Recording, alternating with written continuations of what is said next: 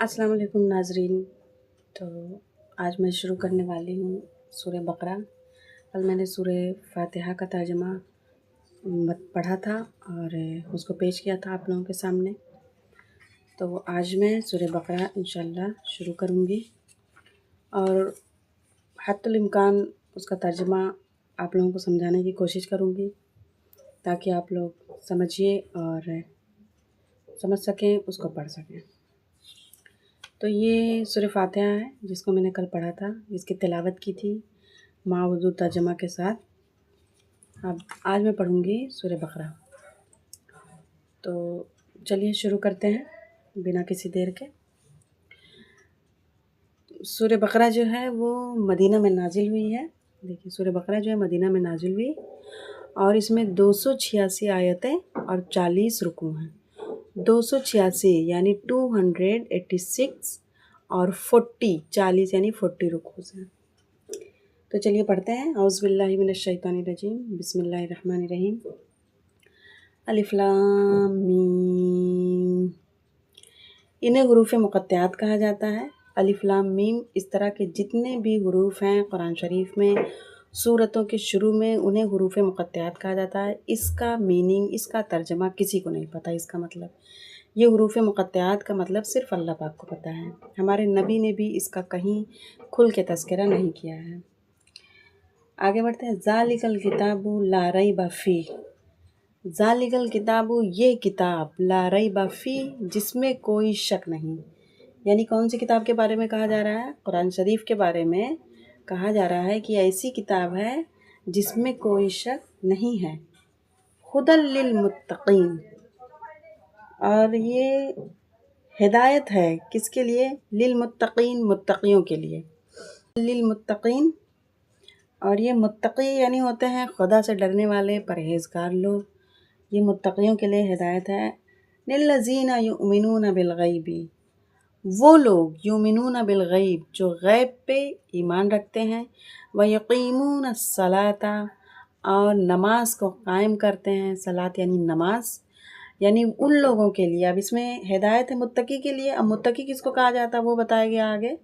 युमिनूना बिलग़ैबी, जो लोग गैब की बातों पे ईमान रखते हैं। व युक़ीमूना सलाता, नमाज को कायम रखते हैं। व मिम्मा रज़क़नाहुम युनफ़िक़ून, और जो कुछ हमने उनको दिया है, जो माल व दौलत, जो सर सामान दिया है, माल व असबाब, युनफ़िक़ून उसमें से वो लोग खर्च करते हैं। यानी इससे मुराद सदक़ा और ज़कात है। हमें ज़कात तो, जो साहिब ज़कात है, जो मालियत वाला है, उस पर तो ज़कात निकालना ज़रूरी है। उसके अलावा भी हमें गाहे बगाहे सदका खैरात करते रहना चाहिए।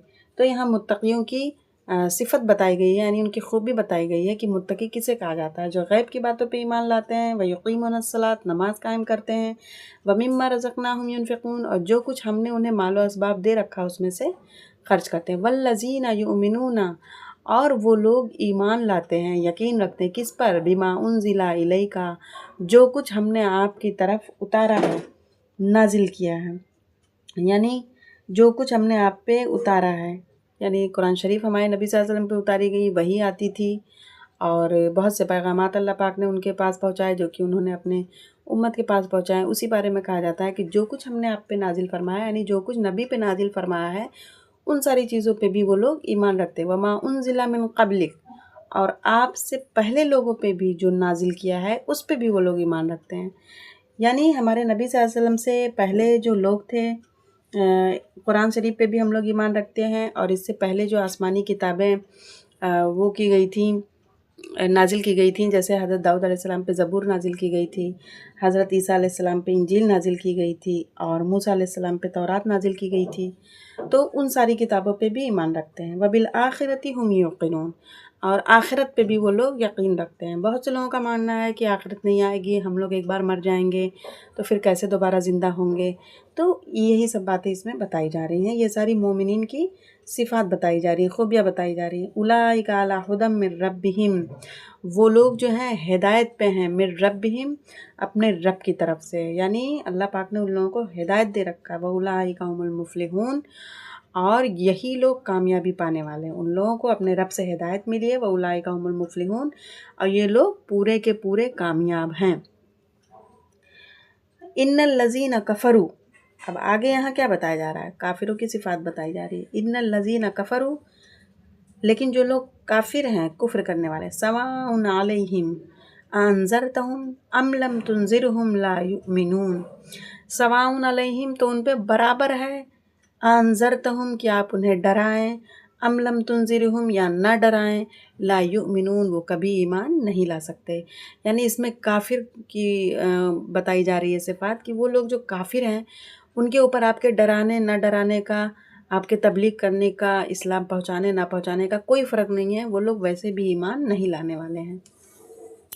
ختم اللہ علی قلوبہم، اللہ پاک نے، کیوں وہ لوگ ایمان نہیں لائیں گے؟ اب یہاں اللہ پاک بتا رہا ہے ختم اللہ علی قلوبہم وعلی سمعہم، کہ اللہ پاک نے مہر لگا دی ہے ان کے دلوں پہ، وعلی سمعہم اور ان کے کانوں پہ، وعلی ابصارہم ان کے آنکھوں پہ، غشاوۃ پردہ ہے، ولہم عذاب عظیم اور ان لوگوں کے لیے بہت بڑی سزا ہے. بہت بڑی سزا سے مراد جہنم ہے. یعنی اب کافروں کو اللہ پاک بول رہا ہے کہ ان کے دلوں پہ جو ہے اللہ پاک نے مہر لگا دی ہے، کالا پردہ لگا دیا ہے، کہ ان کے دلوں پہ، ان کے سننے کے ابصار پہ، ان کے سننے کی طاقت پہ، ان کے دیکھنے کی طاقت پہ، سب پہ اللہ پاک نے پردہ لگا دیا. ان کے لیے بہت بڑی سزا تیار کر رکھی ہے. وَمِنَ النَّاسِ مَن يَقُولُ آمَنَّا بِاللَّهِ وَبِالْيَوْمِ الْآخِرِ، اور یہ لوگ کیا ہیں؟ اب یہاں کافروں کی صفات بتائی جا رہی ہے. پہلے صفحے میں جو ہے اللہ پاک نے پورے قرآن میں یہی اصول رکھا ہے کہ پہلے مومنین کے بارے میں جہاں انہوں نے بتایا ہے، اس کے بعد کافروں کا ذکر کیا ہے. جنت کا ذکر ہے، اس کے بعد جہنم کا ذکر ہے. تو یہاں بھی پہلے مومنین کی صفات بتا دی گئی ہیں، مومن کسے کہتے ہیں وہ بتا دیا گیا. اب یہاں کافر کے بارے میں بتایا جا رہا ہے اور ان لوگوں کی خوبیاں صفات دیکھیے. وَمِنَ النَّاسِ مَن يَقُولُ آمَنَّا بِاللَّهِ، یعنی یہ وہ لوگ ہیں جو کہتے ہیں کہ ہم اللہ پر ایمان لائے، وَبِالْيَوْمِ الْآخِرِ اور آخرت کے دن پہ بھی ایمان لائے. وَمَا هُمْ بِمُؤْمِنِينَ، لیکن وہ لوگ ایسا ہرگز نہیں کرنے والے، وہ لوگ کبھی ایمان نہیں لانے والے. یعنی وہ لوگ منافق ہیں، صرف آپ سے جھوٹ بولتے ہیں دکھاوے کے لیے. يُخَادِعُونَ اللَّهَ وَالَّذِينَ آمَنُوا، یخادعون اللہ، وہ لوگ اللہ پاک کو دھوکہ دیتے، چال بازی کرتے. یعنی وہ لوگ اللہ پاک سے چال بازی کرتے ہیں، حالانکہ اللہ پاک دلوں کے حالات کو جانتا ہے، وہ جانتا ہے جو تمہارے دل میں ہے. والذین آمنوا، اور ایمان والوں سے بھی. وما یخدعون الا انفسهم وما یشعرون، یعنی وہ لوگ اللہ سے اور ایمان والوں سے دھوکہ بازی کرتے، چال بازی کرتے. وما یخدعون الا انفسهم، لیکن انہیں یہ نہیں پتہ ہے کہ وہ لوگ اپنے آپ کو دھوکہ دے رہے ہیں. وما یشعرون، اور انہیں نہیں پتہ، یعنی وہ لوگوں کو اس کا بالکل شعور نہیں ہے کہ وہ لوگ اللہ اور ایمان والوں کو دھوکہ نہیں دے رہے، بلکہ وہ لوگ اپنے آپ کو دھوکہ دے رہے ہیں. اب اسلام نہ قبول کرنا، ایمان نہ لانا، اللہ اور اس کے نبی پہ ایمان نہ لانا، اس میں کس کا خسارہ ہے؟ خود اپنے نفس کا خسارہ ہے. فی قلوبہم مرض، ان کے دلوں میں جو ہے وہ مرض پڑا ہوا ہے. فزادہم اللہ مرضا، تو اللہ تعالیٰ ان کے مرض کو اور بڑھا دیا ہے. وَلَهُمْ عَذَابٌ عَلِيمٌ، اور ان کے لیے دردناک عذاب ہے. بِمَا كَانُوا يَكْذِبُونَ، اسی وجہ سے وہ لوگ کیا ہے؟ جھوٹ بولا کرتے ہیں، جھوٹ بولنے کے لیے سخت منع کیا ہے. وَإِذَا قِيلَ لَهُمْ، اور جب ان سے کہا جاتا ہے، جب ان لوگوں کو سمجھایا جاتا ہے، لَا تُفْسِدُوا فِي الْأَرْضِ، کہ تم لوگ جو زمین میں فساد مت مچاؤ.